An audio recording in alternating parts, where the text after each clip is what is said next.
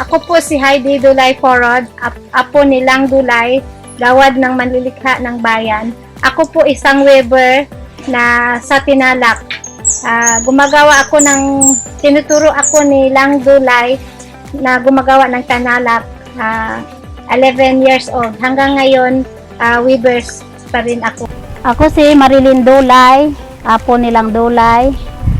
Isa din akong weavers ng Tinalak. Ang aking lola ay isang gawad sa manlilikha ng bayan.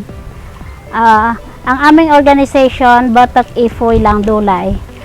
Ang Tinalak po ay isang tela gawa sa abaca fiber. 30 weavers po kami lahat sa isang organization po. Nagsimula po ako ng naghahabi ng Tinalak. Elementary pa lang po ako, tinuturoan po ako ni Lola Lang Dulay. Hanggang ngayon po, weavers din ako.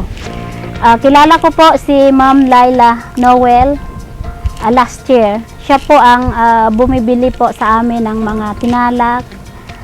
Malaking tulong po ang ginagawa ni Ma'am Laila sa amin. Siya po ang tumutulong sa community po namin.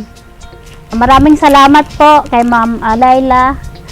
At saka maraming salamat din po sa Prime Credit. Ako di ay si Analisa Agcol. Nagapuyo dire sa Barangay Igpet, Digo City, Davao del Sur. Ako dugay ng mananahi ni Ma'am Laila. Ma'am Laila Response Noel. Daghan na siyang mga project nga gipahimo sa amua. Ug karon tuiga aduna nasad kaming project nga gihimo nga coin force. Actually repeat order na ni.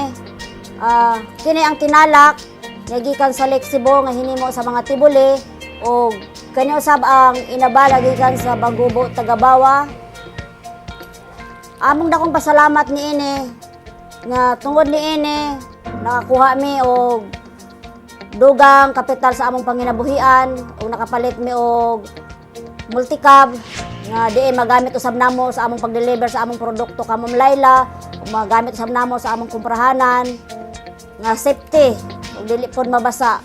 Daghan kaayong salamat kay Ma'am Laila Response Noel sa Wimler Foundation ug sa Prime Credit. Hinaot nga daghan pa mong matabangan nga sama namo. Salamat ko kang Ma'am Laila nga misalig sa kuha. Nga akong tanang mga pagumangkon, pasawa. Sila akong mga kamay, mga kamot. Kung wala sila, di po na mahuman. Nama to nga nahuman yun. Pag yung mga mahuman nun, alang mga adlawa, overtime, ning kamot yun. Pasalamat din kong Madam Laila sa pagsalig na mo pagtahi. O kang Kuya Roldan. Bisag lison man, pagtahi. Amo yung paningkamutan nga manindot mong agi para ordiran pa mig. Ang akong trabaho, isip nagtabang sa ilaha, ako tigputol og strap, tigbali sa pitaka coin force. Lisod siya pero maka-challenge. Unya kay sa nahuman naman, pasalamat po mi kay nakatabang po sa among financially ang ilang pagpatrabaho sa among og salamat po ka Ma'am Laila nga naa siya nga mo'y dalan para naana mo ang produkto. Ang unang tuyogid sa Wimler nga makatabang sa livelihood project sa mga local communities. Unang-una sa mga Bagubo, Tagabawa, sa mga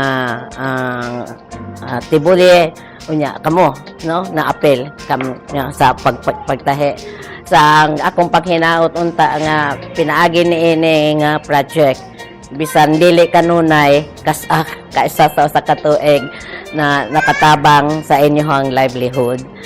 Pasalamat sa Prime Credit sa Hong Kong.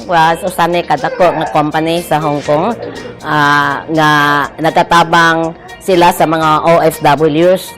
At the same time, gusto nila mutabang sa local community. Na dako ang akong pasalamat sa swertehan nga gisaligan nila ang Wimler nga mooy mag-provide sa ilahang request nga how to help the local community.